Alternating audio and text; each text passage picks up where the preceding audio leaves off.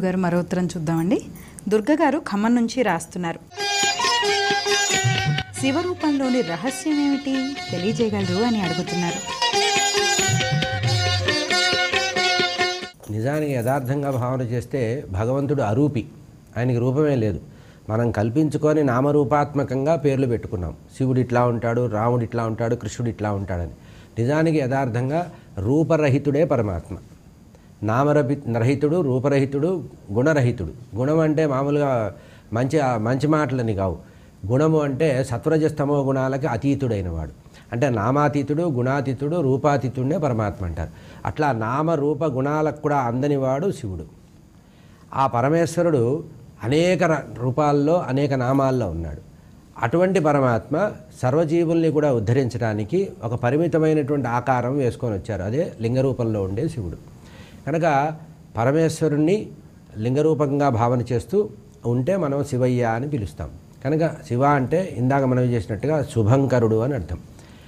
ఆ లింగరూపంలో ఉండే శివుణ్ణి మనము ప్రత్యేక దృష్టితో ఎందుకు చేస్తామంటే, నీకు ఒక రూపం లేదు, నీకు ఒక ఆకారం లేదు, నా మనసు నిర్మలంగా ఏకాగ్రంగా ఒక చోట నిలబడడానికి కాన్సన్ట్రేషన్ కోసం మాత్రమే చెప్పారు. అందుకనే ఆదిశంకరాచార్య స్వామి వారు ఒక రహస్యం ఇది చెప్పడానికే మనకి ఇండైరెక్ట్గా ఏం చెప్పారంటే, భగవంతుడికి రూపం లేదు అని చెప్పడానికి పంచాయతన దేవతల్ని సృష్టించారు ఆయన. ఈ గణపతిని, సూర్యభగవానుణ్ణి, అమ్మవారిని, విష్ణుమూర్తిని, శివుణ్ణి, ఈ ఐదుగురికి ఏం చేశారంటే 5 శిలలు, రాళ్ళు, శివలింగము దానికి ఆకారం ఉండదు. అట్లాగే సాలగ్రామ దానికి ఆకారం ఉండదు.